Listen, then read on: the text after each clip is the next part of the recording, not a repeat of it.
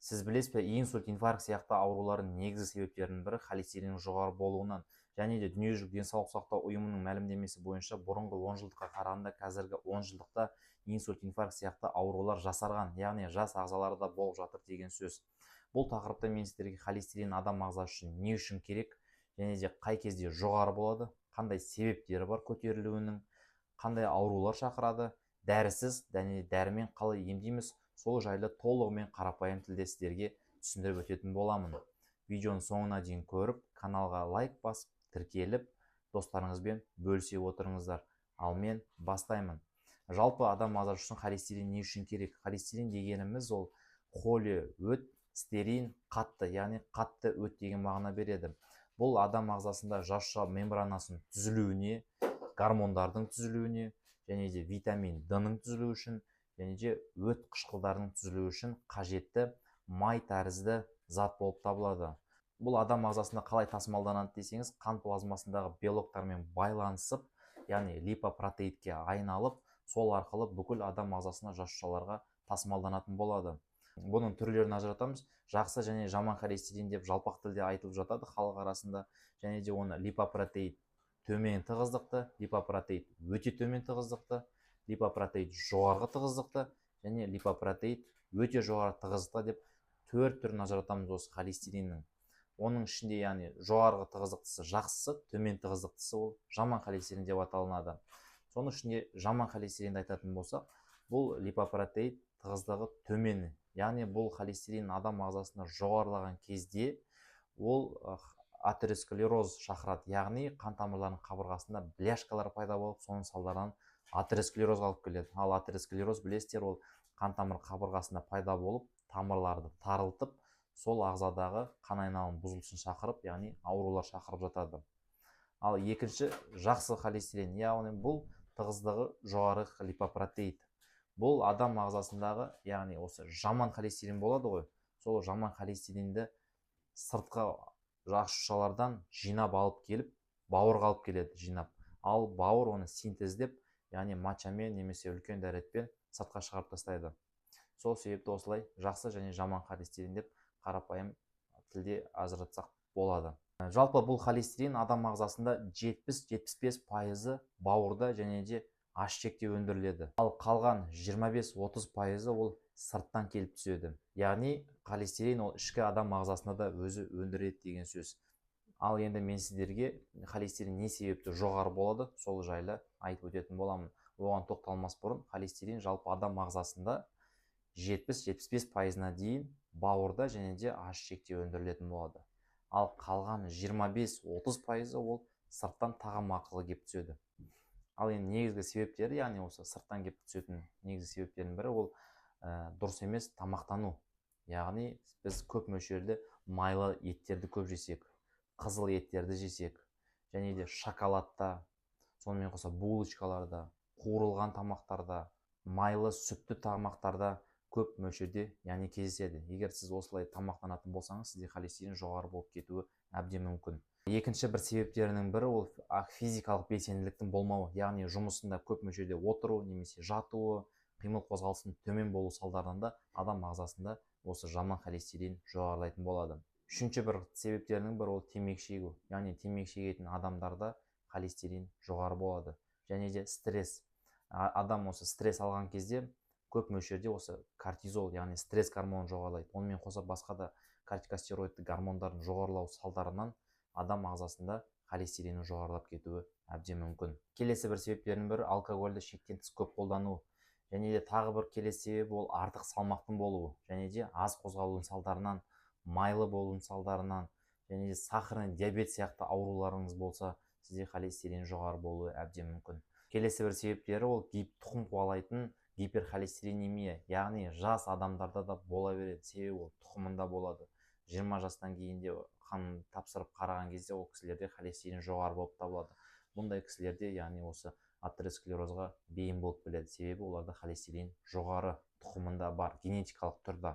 Сосын жынысына тоже байланысты болып келеді холестерин жоғары болуы. Ер адамдарда 45 жастан асқаннан кейін, әйел адамдарда 55 жастан асқаннан кейін холестериннің жоғары болуы байқалатын болады. Сонымен қоса гормоналды дәрілер кезінде жоғары болады, және де басқа да кейбір дәрілерді ашып оқыған кезде оларда побочный эффектісі осы холестеринді жоғарылатады деп жазылатын болады. Холестерин жоғары болуына алып келетін аурулар да болады. Мысалы үшін бауыр аурулары, холестаз, яғни өттің толуы, өтте тас болу, гепатит, волчанка, бүйректің аурулары, бүйрек жеткіліксіздігі және де қантты диабет, ВИЧ сияқты аурулар кезінде холестерин жоғары болады. Бұл кезде сіз ешқандай тамақ, например, холестеринге бай тамақты қабылдамасаңыздар да, бұл аурулар кезінде сізде холестерин жоғары болады. Мұндай кезде сіз тек қана дәрілік препараттар арқылы холестериніңізді төмен түсіре аласыз. Ал енді құрметті тыңдармандар, мен сіздерге осы холестериннің қалыпты жағдайда қандай болу керек және де қандай аурулар шақырады, атеросклероз дегеніміз қандай болады, сол жайлы осы кішігірім картинкада түсіндіріп айтатын боламын. Мысалы үшін адам ағзасы ол қан тамырларға өте бай. Мына суретте көріп тұрғаныңыздай, ең көп бізде атеросклероз кездеседі осы аяқ артерияларында, бүйрек артерияларында, мойын артериясында, бас, ми және де жүрек артерияларында атеросклероз өте көп кездеседі. Жалпы атеросклерозның нормасына келетін болсақ, қалыпты жағдайда ол 3-5 пен 5-тің арасы өте жақсы болып келеді. Мысалы үшін мына суретте, мына картинкада көрсеткеніміздей жасылмен көрсетіліп тұр. Бұл жасыл дегеніміз жалпы жақсы, адам ағзасы үшін ешқандай угроза жоқ деген цвет қой енді. Бұл 5-ке дейін болу керек деген сөз. 5-ке дейін сізге ешқандай қауіп жоқ. Екінші сары, пограничный, шекаралық. Бұл 5 пен 6-ның арасы, миллимоль. Яғни бұл кезде уже сіз дәрі ішіп немесе диета ұстауыңызға қажет болады. Ал уже мұны қызылмен көрсетілген высокий, бұл адам ағзасы үшін өте қауіпті. Сізге жақын алдыңғы жылдарда инсульт, инфаркт болып қалу немесе басқа да аурулар болуы әбден мүмкін деген сөз. Сол себепті бұндай жағдайға жеткізбей, қан тамырларға диета ұстап, дәрілік препараттар ішуіміз керек. Мына суретте көрсеткеніңіздей атеросклероздың 4 стадиясын ажыратып қойған. Бұл жерде бірінші стадиясы ол здоровая артерия дейді. Қарап тұрсаңыздар, қан тамырлардың қуысы кең, ешқандай атеросклерозды бляшкалар жоқ, майлы. Мына бірінші стадиясында уже мінекей мына жерде көрсеткеніңіздей атеросклерозды бляшка пайда болған. Екінші стадиясы ол уже айналасын барлығына қан тамырдың. Үшінші стадиясында қан тамырдың қуысы тар уже. Бұл жерде қан айналым бұзылуы кездеседі. Егер дәл осындай қан тамырдың қабырғасын барлығы бітелетін болса, мына сияқты бас миында инсульт, жүректе инфаркт сияқты ауруларға алып келуі әбден мүмкін. Мінекей және мына суретте көрсеткеніңізде бұл жақсы здоровая артерия, ал мына жерде суженный, яғни атеросклероздің салдарынан тарылған. Мінекей көрсетіліп тұр, майлы, яғни атеросклерозды бляшка өзгерістер. Сол себепті құрметті тыңдармандар, бұндай состояние жеткізбеу үшін сіз өзіңіз жыл сайын холестеринге тапсырып тұрғаныңыз жөн. Мысалы үшін 20 жастан асқан адамдар үшін әр 5 жыл сайын тапсырып тұру керек. Ал 45 ер адамдар 45-тен, әйел адамдар 55 жастан асқаннан кейін жылына 1 рет холестеринге және де жаман холестеринге тапсырып тұруымыз керек. Себебі именно осы возрасттарда холестерин деңгейі жоғарылау байқалады. Әйел адамдарда көбінесе ол менопаузадан кейін. Себебі ол әйелдік гормон, яғни ол деңгейі төмендейді менопауза кезінде. Соның салдарынан холестерин жоғарылайды. Ол әйелдік гормон, ол мысалы үшін адам ағзасын, әйелді ол қорғап тұрады әртүрлі аурулардан. Мысалы үшін давление болсын, щитовидка болсын, және де басқа да аурулар болсын, басқаларынан осындай қорғап тұрады. Ал менопауза кезінде осы әйелдік гормон деңгейі түседі, соның салдарынан әртүрлі аурулар пайда бола бастайды. Ал енді құрметті тыңдармандар, жоғарыда айтылып өткен информация сіздерге пайдалы болды деген ойдамын. Келесі кезек енді холестеринді диетамен және де дәрілік препараттармен қалай түсіреміз, сол жайлы айтып өтетін боламын. Ал енді диета арқылы холестерин деңгейін қалай төмендетуге келетін болсақ, ең бірінші біз пайдалы майларды таңдауымыз қажет. Сіз майдың, қаныққан майдың да жалпы мөлшерін шектеуіңіз керек. Қаныққан май бұл жаман май, яғни жаман холестерин деңгейін жоғарылатады. Ол сүт, ет, шоколад, кондитерлік өнімдердің кейбір түрлерінде, сондай-ақ қуырылған және өңделген тағамдарда кездеседі. Қаныққан майдың орнына майсыз ет, жаңғақ, рапс, зәйтүн сияқты пайдалы майлары бар тағамдарға ауыстыруыңыз керек. Сосын холестерині бар тағамдарды шектеңіз. Егер сіз холестеринді төмендетуге тырыссаңыз, күніне 200 мг аз холестеринді тұтынуыңыз керек. Холестерол бауыр, басқа да ішек қарын жұмыртқа сарысы, креветка, толық сүт өнімдері және де басқа да майлы тағамдарда көбірек кездеседі. Тағамға клетчатканы көп қосыңыз. Клетчатка холестериннің ас қорыту жолына сіңуіне жол бермейді. Және сіз күніне 10-25 грамм клетчатка қабылдасаңыз, онда сіздің холестериніңіз түскенін бақылайтын боласыз. Сонымен қоса, сұлы және сұлының кебегі сияқты дәнді дақылдарды көп қолдануымыз керек рационда.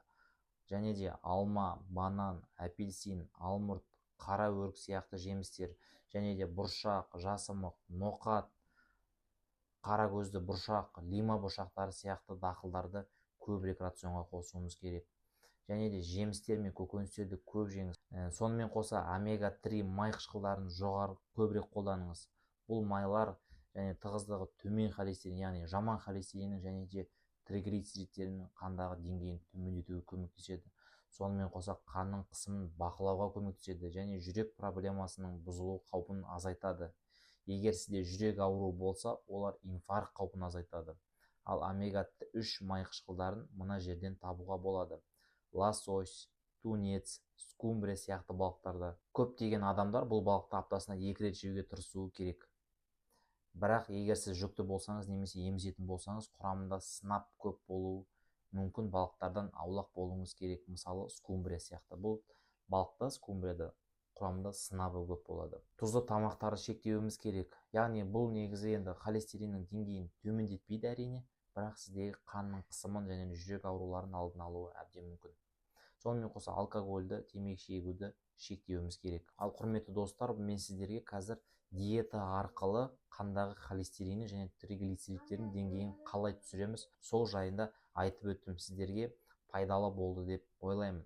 Ал келесі енді біз дәрі-дәрмек арқылы қалай деңгейін түсіреміз холестериннің. Мысалы үшін әртүрлі дәрілік препараттар бар, яғни статиндер деп аталады. Бұл препараттар осы қандағы холестерин деңгейін төмендетеді. Мысалы үшін аторвастатин, розувастатин сияқты дәрілік препараттар бар.